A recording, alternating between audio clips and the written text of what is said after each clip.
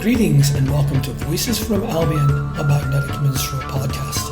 My name is Richard McPherson and I'll be your host tonight.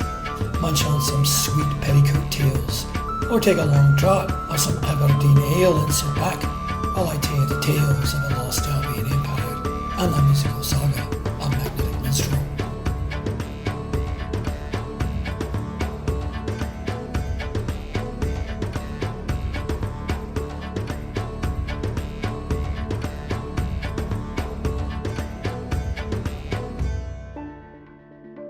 Episode 9, Defeat of the Arch Druid Vandrel. Chapter 1, The Rebirth of Albion. Part 1, Alone in the Past. 3 days after Aneirin was ejected from Albion, Calestra buried her father. The Vale of Lyonesse was filled with the folk of Albion who came to pay their respects to the fallen emperor.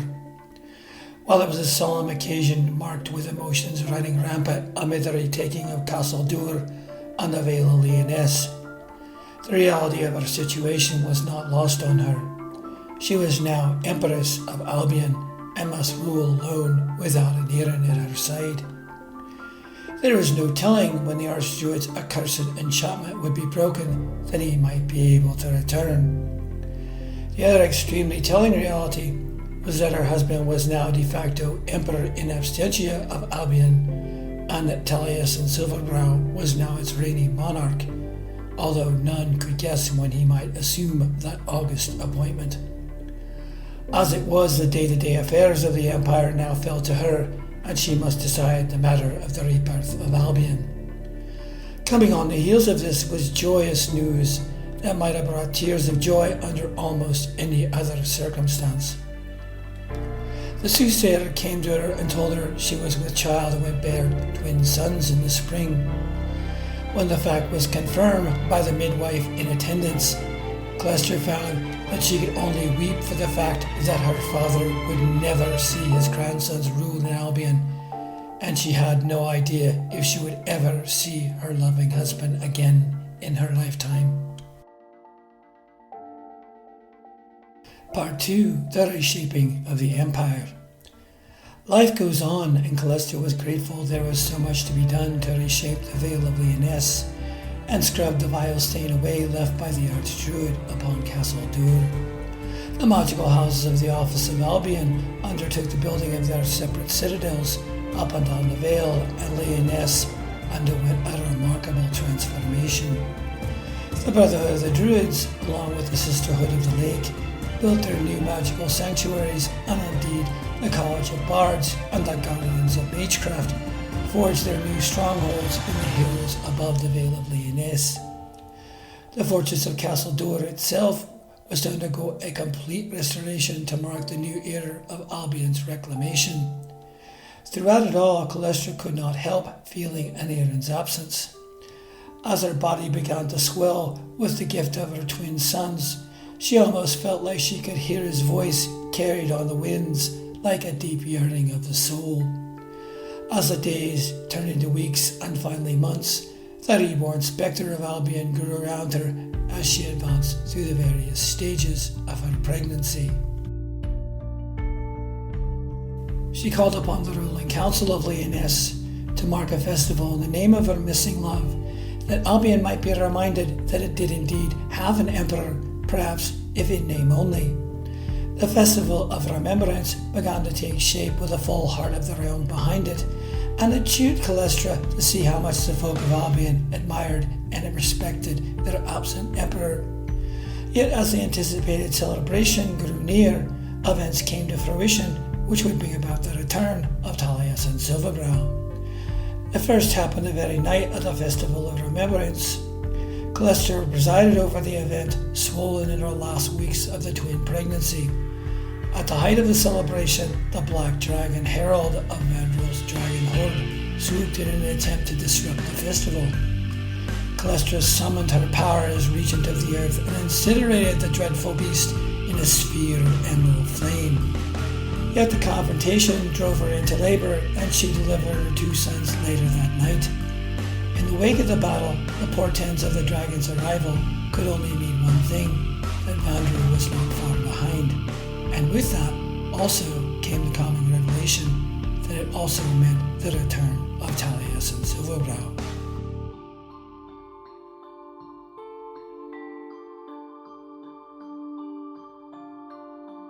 Chapter 2: The Return of the Bard of Albion. Part 1: Relics of the Past. It was one stormy night in the Vale of Lyonesse that Calestra received her first inkling of the return of her loving lord. During a raging thunderstorm, guards that patrolled the precincts of Castle Door made the discovery of a hitherto unknown chamber secreted in the mountains behind the fortress. Once the Council of Lyonesse had convened, they began attempting to gain entry into the mysterious chamber. It was only when Calestra remembered a particular melody that Aniran shared with her and served almost as a secret greeting between them that they were able to breach the hidden crypt.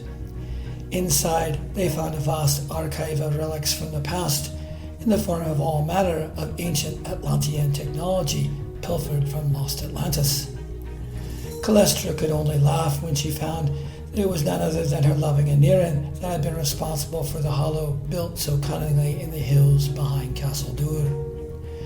Using the offices of time travel to circumvent the burial spell summoned by the Arch Druid, Aniran had journeyed back to the time of her grandfather Ambrosius, who reigned as Emperor Delphinius.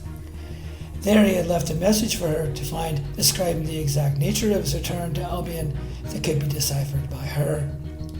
Returning to the Imperial apartments, Calestra was able to deduce the nature of Aniran's secret message. As it turned out, it was not a moment too soon. For what Aniran described in his communique from the past was that Vandrel had laid a trap for him that would summon him to the Ring of Shadows upon his return to the very place where he had held Calestra captive, and it would be up to her and the magical officers of Albion to rescue him from his plight. Part 2: Rendezvous at the Ring of Shadows. The forces of Albion thundered out of Castle Door with a sound that matched the lightning that streaked across the sky. More than a legion of the Empire's finest troops rode next to the Empress and the generals of Albion as they galloped hard up the Vale of Lyonesse. As they crossed under Terglass on Daman, the beacon of the goddess, its single sweeping searchlight halted and turned northward towards the ancient lands of Kimry and stopped, pointing the way for the Imperial forces. They rode throughout the evening until they crossed into the dark lands of Kimry, where they at last saw the single thread of light shining toward the heavens that could only be the flaming lamp of a songstaff of Taliesin Silverbrow. Once they arrived at the abandoned Dragon Rookery, a bleak beacon in the northwestern mountains of Kimry, they saw the fleeting figure of a beleaguered Taliesin Silverbrow as he fought against the dark shades of the Dorke Elementari and the black soldiers of the Arch Druid's Dragon Watch. The forces of Albion immediately fell into pitched battle against Vandrel's accursed demons, and the warriors of Albion and its magical officers finally prevailed. There was never a happier moment for Calestra when she ran tearfully into Aniran's arms in a welcoming embrace. At the last, the magical officers laid waste to Fianna, not Scothana, the Ring of Shadows, utterly destroying it before returning back to Castle Door and the Vale of Lyonesse in triumph. Chapter 3: Reunion with the Heart's Desire. Part 1: The Triumphant Return Home. Upon the return to the Vale of Lyonesse, the forces of Albion found the valley thronged with thousands of the folk of Albion. As they marched in triumph down the Imperial Way towards Castle Door, the roadway was littered with flowers flung by the crowd of well-wishers, and the air filled with cries of joy at the return of Taliesin Silverbrow. Once they returned to Castle Door, Calestra presented her husband with a new surprise, their newborn twin sons. At that moment, Aniran did not think his heart could contain more joy. To return to the loving arms of Calestra and hold his sons in his arms was more than he could ever have dreamt of. Yet along with this joyous reunion came unwanted realities. His return to Albion could only mean that Vandrel had also reawakened, and when Calestra told Aniran of the Black Dragon's attack during the Festival of Remembrance, this only served to drive that reality home. When he called the Council of Lyonesse to order, he was informed of the nature of his communique with Calestra left in the Imperial Reliquary. He immediately launched a thorough search of the mysterious hollow to reveal any further clues as to the whereabouts of Vandrel. When at last they explored every inch of the subterranean cavern, they found the secret lair of the Arch Druid. He was secreted within the transdimensional mirror in the heart of sunken Atlantis, and it was time for the forces of Albion to confront him once and for all.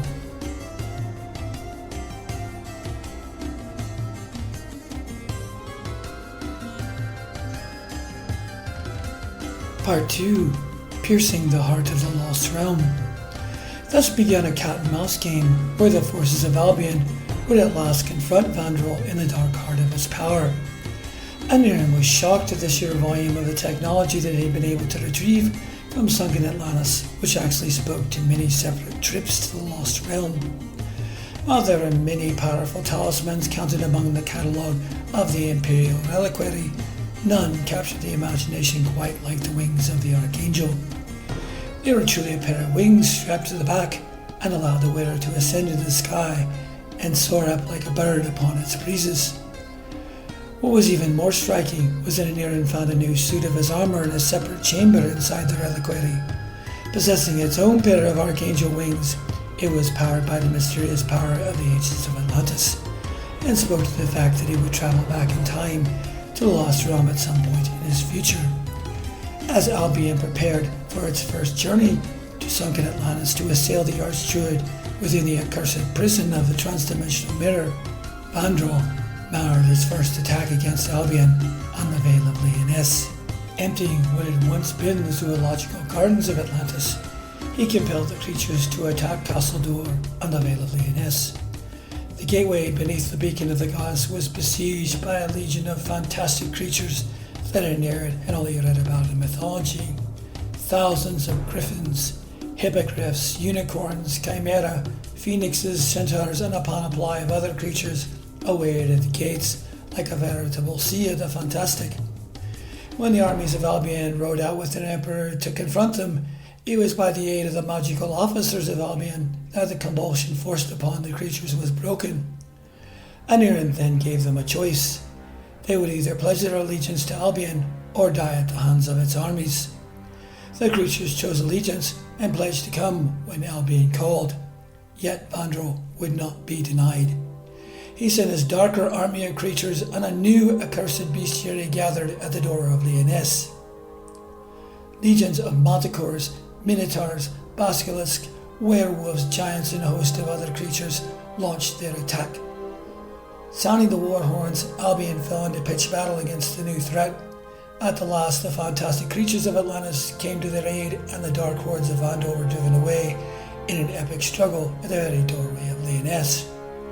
Once it was done, the creatures then scattered across the face of the world, promising to come when called. And in the wake of their great victory, Aniran realized that it was now time to confront the Arch Druid, and the great voyage to Atlantis began.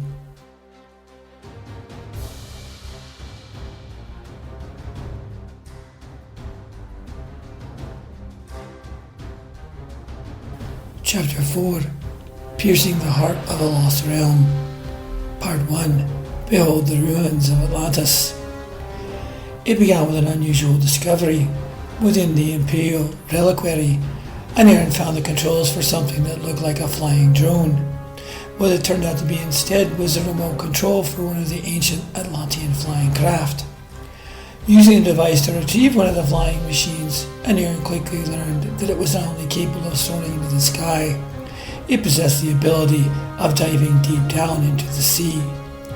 With its swept-back wing design, quilted flame-resistant skin, and narrow cockpit with large portals like reptilian eyes, it earned its name of a dragon ship. The Council of Lyonesse would utilize the dragon ship to explore the ruins of sunken Atlantis and gain entry into its charred crystalline towers, which the Council renamed Hybrid Zil for the legendary glass towers of Anwen. On its main voyage, the dragon ship plunged deep into the murky waters of the Western Sea to reveal what had never been seen before, the desolate ruins of sunken Atlantis. As the dragon ship sailed across the disquieting remains of the once proud island kingdom, the devastation was at once terrifying and awe-inspiring. All about the edge of the vast sunken crater lay submerged basilicas, temples, aqueducts, obelisks, concourses, and its shattered remains seemingly tossed aside by a giant's hand.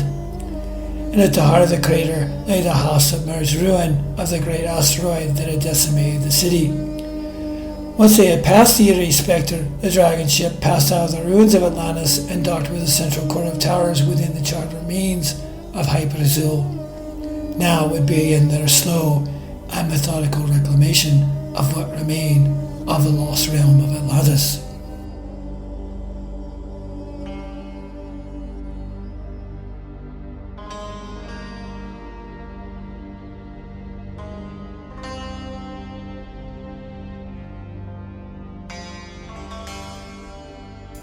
Part 2. The War of Light and Dark. Across several confrontations with the Arch Druid, Aniran and Celestial were expelled from ancient Albion into the modern world by Vandrel's dark magic. The Imperial forces slowly began to retake the towers of Hyperzil in the name of Albion. Each time that the two lovers returned to Albion, the black minions of the Arch Druid were driven back into the heart of Hyperzil.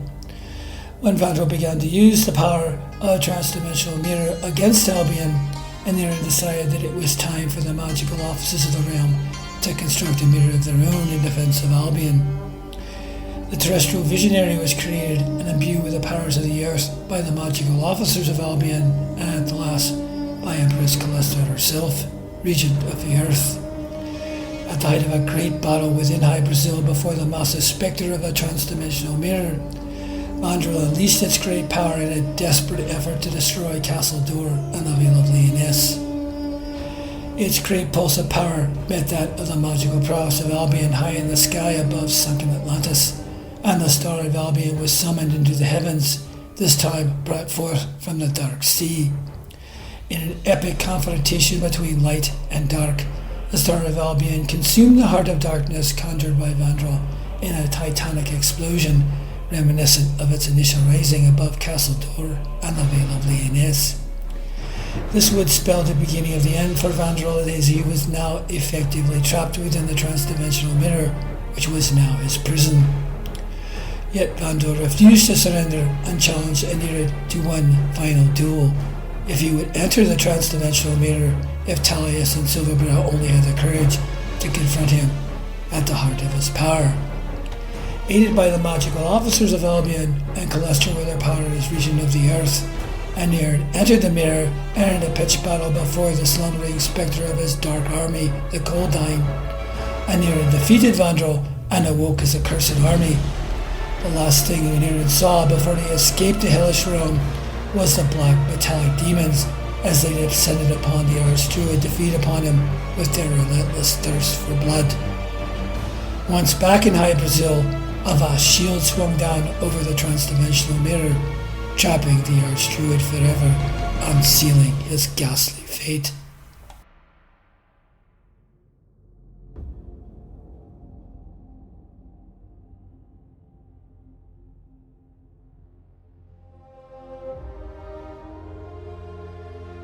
Epilogue: All Good Things. Part 1: The Imperial Processional. After one final journey to the modern world, where Calestra's power as regent of the earth continued to grow, the two lovers returned to Albion to celebrate its victory over the Arch Druid. The great armies of Albion, along with its retinue of magical officers, took a well-deserved tour across the length and breadth of the kingdom of Albion. Everywhere they went, there was joyous celebration, as the realm rejoiced its release from the dark shadow of Vandrel and his accursed armies. Throughout the course of their journey, Aniran and Calestra began to feel the presence of a black shadow that haunted their otherwise joyous return to Albion. It was not until the processional passed from the lands of Mercia into dark Kimmery that the shadow that dogged them revealed itself, manifesting as a winged creature that looked suspiciously like the Fomori overlord that Queen Dano had dragged off to heaven for supreme judgment. It proudly told them that their conflict with the Arch Druid had only been a ruse. The Arch Druid had been compelled to use the breeding warrens of Atlantis, originally fashioned to create its marvelous menagerie of its zoological gardens, for a far darker purpose. The Fomori spawn revealed the existence of the Glastings, a crossbreed of Fomorian genes and those of Vandrel's dragon horde. It then challenged them to confront them on the fields before Dragon Hill in the south. Once the forces of Albion rendezvoused with their black adversary, they found the fields before Dragon Hill littered with tens of thousands of the Glastings' eggs, poised to hatch and release the fell creatures to spread across the world like a plague of locusts, consuming everything in their path. When Calestra tried to overwhelm the Glasting general with her power, she found that it was immune, and her intense barrage simply washed over it, leaving the creature unscathed. Issuing its harsh demonic call, its children began to hatch, and soon the sky was filled with its misbegotten spawn of darkness. Calestra was left with no other choice save to call to Alba, Queen of the Dragons of Albion, to return to Castle Dur and fetch the rainbow crown of the Seven Sisters. A parting gift from Queen Danu, the crown controlled the terrible power of the Seven Sisters that was the court of last resort for the Teotihuacan in their war against the Fomorians. When she donned the rainbow crown, she ascended to the summit of Dragon Hill, where she summoned its nearly limitless power to consume the Glasting swarm in a spectacular rainbow firestorm. Once it subsided, the swarm of malevolent parasites was gone, leaving only a swirling dark ash in their wake. And sadly, so was the small figure of Calestra. The Empress was gone.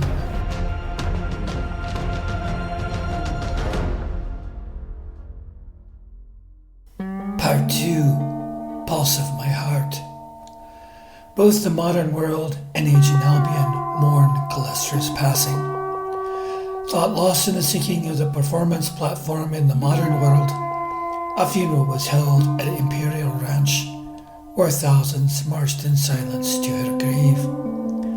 Back in ancient Albion, another tribute filled the Vale of Lyonesse as tens of thousands of folk of Albion came to say goodbye to their fallen empress. For Anierne it meant the end of the bond that had first drawn him to Albion, returning back to the modern world. Saying his sad farewells to those he had grown to love, Lady Elowyn bestowed a final boon upon him, 7 emerald shards found upon the summit of Dragon Hill, where Calestra had stood. Once he had returned to his lonely exile in the modern world, Anierne discovered that the shards were a parting gift from Calestra, a puzzle that fit together to form an emerald heart that pulsed with a single glowing beat. As Anierne gazed upon the shimmering heart, he wondered, with a sadness he could barely contain, how we would ever find the strength to return to Albion.